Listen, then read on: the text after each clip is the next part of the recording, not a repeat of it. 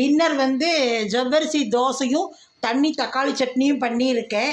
யாராவது புதுசாக என்னோடய சேனல் இப்போ தான் பார்க்குறேன் அப்படின்னா எல்லாமே small letters ARK Vasanthi creators அப்படின்னு சப்ஸ்கிரைப் அப்படின்னு டைப் பண்ணிடலாம். சப்ஸ்கிரைப் காட்டும், டச் பண்ணிடலாம். பெல் காட்டும், அதையும் டச் பண்ணிடலாம். ஆல் அப்படின்னு ஒரு பெல் காட்டும், அதையும் டச் பண்ணிடலாம். சப்ஸ்கிரைப் ஆகிடும்.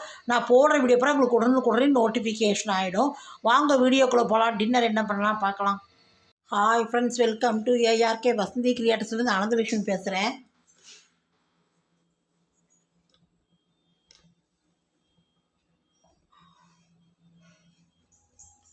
நாம் இன்றைக்கி டின்னருக்கு வந்து நம்ம இட்லி தோசைக்கே அரைச்சிட்டு இருக்க வேண்டாம். எப்போ பார்த்தாலும் உளுத்தம் பருப்பு போட்டு இந்த மாதிரி டிஃப்ரெண்ட்டாகவும் கொஞ்சம் அரைச்சி பார்க்கலாம். இது வந்து இந்த கப்பால் வந்து 2 கப் இட்லி அரிசி போட்டுருக்கேன். இது 1 கப் ஜவ்வரிசி போட்டுருக்கேன். ஒரு 4 மணி நேரம் நல்லா களைஞ்சி ஊற வச்சுட்டு அரைச்சா 6 மணி நேரம் கழித்து புளிக்க வச்சு உங்களுக்கு தோசை வாக்கலாம். இதுக்கு தக்காளி சட்னி எது வேணும் நீங்கள் தொட்டுக்கலாம். சாம்பார், தக்காளி சட்னி, அது நம்மளுடைய விருப்பம். தொட்டுக்கலாம், ரொம்ப நல்லா இருக்கும். நம்ம இட்லி உளுத்தம்பருப்பு, வெந்தயம் இந்த மாதிரி எதுவுமே போட வேண்டாம். இட்லி அரிசி 2 கப்பு, புழுங்கல் அரிசி இட்லி அரிசி 2 கப்பு, ஜவ்வரிசி 1 கப்பு, இவ்வளோ தான் போட்டு ஒரு 4 மணி நேரம் ஊற வச்சு அரைச்சி இது இப்போ அரைச்சி வாத்தின்னு வச்சுக்கோங்க, ரொம்ப நல்லா இருக்கும். இதை நான் இப்போ ஊற வச்சு 4 மணி நேரம் கழித்து அரைச்சி உங்களுக்கு ராத்திரி வார்த்து காட்டுறேன் டின்னருக்கு. இப்போ பாருங்கள், நம்ம காத்தால் தோசைக்கு அரைச்சி வச்சுருக்கோம் ஜவ்வரிசி தோசை. அது வாக்கணும். அதுக்கு தொட்டுக்கிறதுக்கு வந்து நான் வெந்நீரில் வந்து ஒரு 10 குட்டி குட்டியாக இருக்குது பழம். நான் வந்து வெந்நீரில் வந்து ஒரு 10 பழம் போட்டுருக்கேன். இது நல்லா கொஞ்சம் கொதி வந்தால் நல்லா அப்படி தோல் உறிஞ்சு வந்துடும். நல்லா கொதிக்கணும்.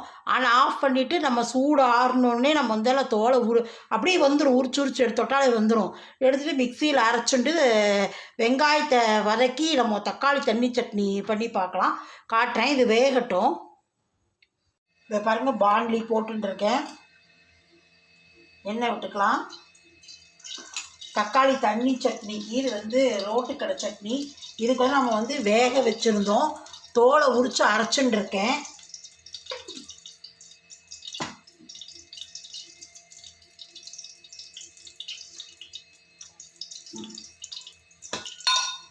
கடுகு போட்டுக்கிறேன்.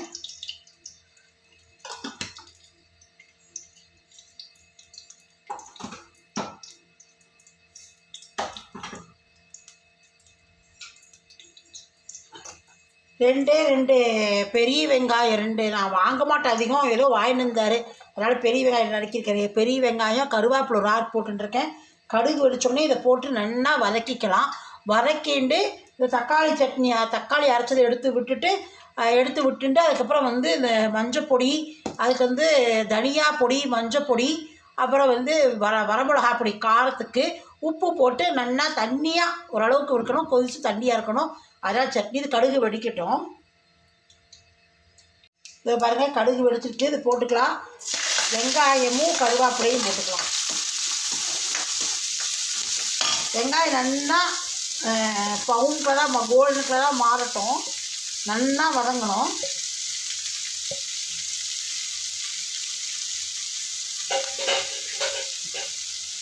அந்த தோலெல்லாம் உரிச்சு எடுத்துட்டோம். தக்காளி வெந்தாட்டு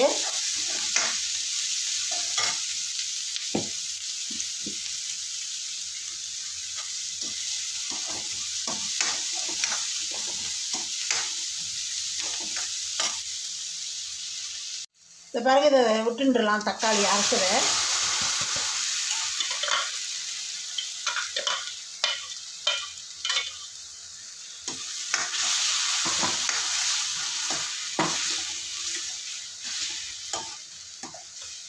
ஒவ்வொரு பொடியாக போட்டுக்கலாம். மஞ்சப்பொடி 1/2 ஸ்பூன்,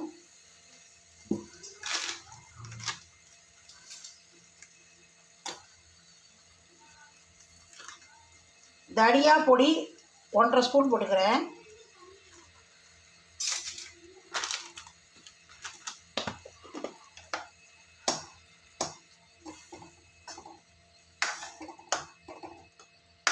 வரமிளகா பொடி ஒரு 1/2 ஸ்பூன் போட்டுக்கிறேன்.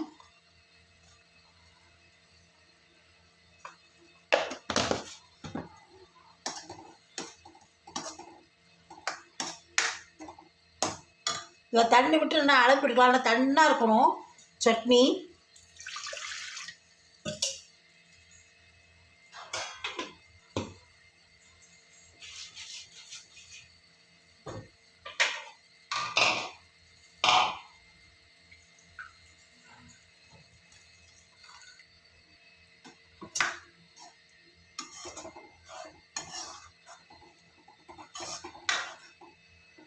இன்னும் கூட தண்ணி விடலாம்.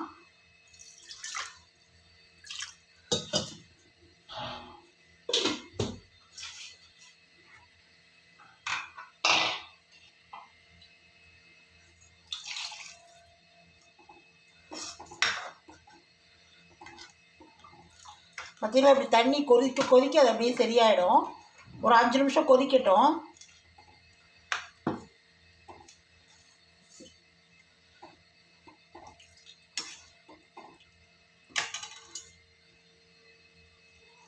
ஏன்னா தனியா பொடி போட்டுக்கோம் இல்லையா, அது வந்து உங்களுக்கு வந்து கொஞ்சம் கெட்டி கொடுக்கும் கொதிச்சுதுன்னா.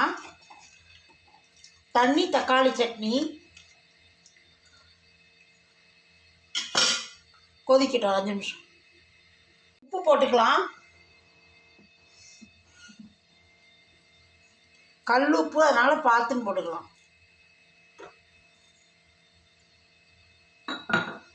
நல்லா கொதிக்கட்டும் 5 நிமிஷம். இதோ பாருங்க நல்லா கொதிச்சுடுத்து. இதெல்லாம் அப்படி தண்ணாக இருந்தால் தான் நமக்கு வந்து இட்லி தோசை இட்லிக்கெலாம் அப்படியே மேலே விட்டு அப்படியே பிசைஞ்சு சாப்பிட முடியும். இதோ பாருங்க கொதிச்சுடுத்து. கொத்தமல்லி தழை தூவிக்கலாம்.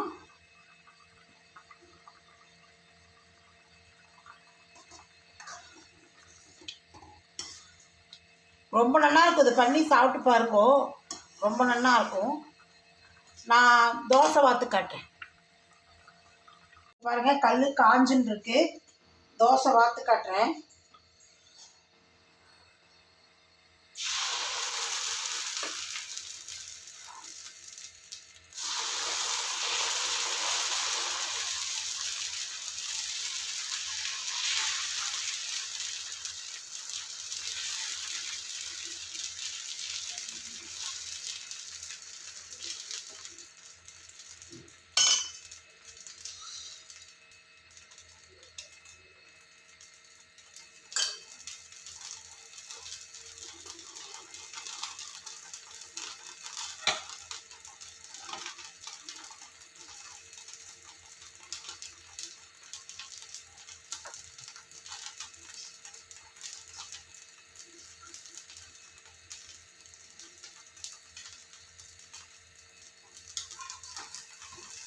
இது தோசை கொஞ்சம் வெள்ளையாக தான் வரும்.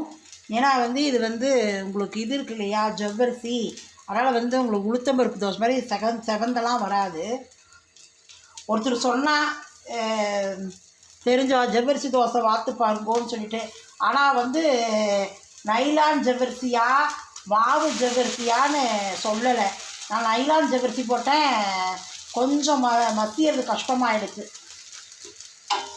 கொஞ்சம் மசியறது கஷ்டமாயிடுதாலும் நீங்கள் வந்து நீங்கள் போகிறத மாவு ஜவ்வரிசி போட்டுக்கோங்க, ரொம்ப நல்லா வரும். எடுத்தே வரல ஊட்டி.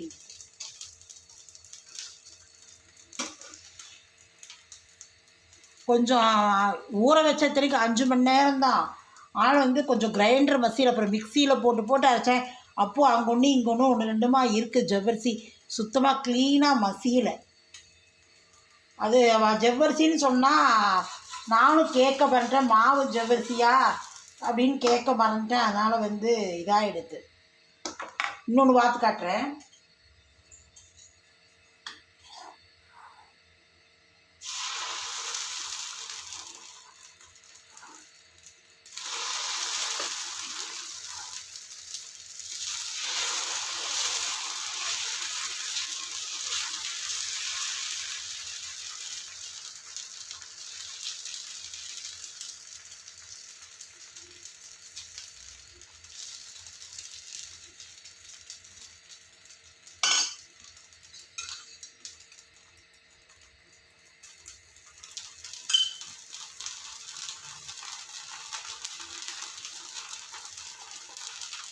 தோசை நல்லா இருக்கும். ஏன்னா வந்து நான் ஏற்கனவே வந்து ஜவ்வரிசி குழிப்பணியாரெல்லாம் பண்ணியிருக்கேன்.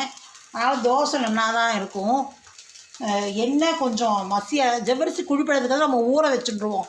வெறுநெய் அப்படியே சும்மா வெறுநெய் ஊற போட்டுட்டு அதை அப்படியே வெங்காயம் பச்சை மிளகா எல்லாத்தையும் நறுக்கி பச்சையாக போட்டு ஊட்டி நம்ம அப்படியே பணியாரக்கல்ல 1-2 வச்சுருவோம். அதனால் அது தெரியல.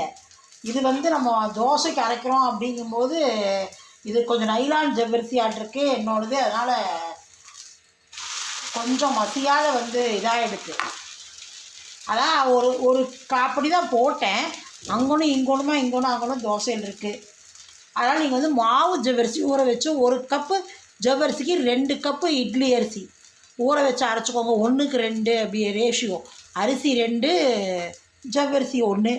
உப்பு போட்டுருன்னா இது பண்ணிவிடுங்க. மாவு ஜவ்வரிசி நல்லா ஊற வச்சுட்டுருங்க. ஒரு 5 மணி நேரம் 6 மணி நேரம்.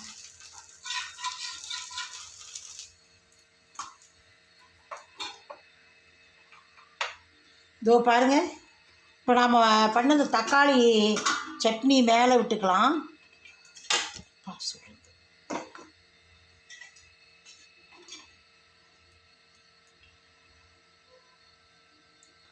தண்ணி தக்காளி சட்னி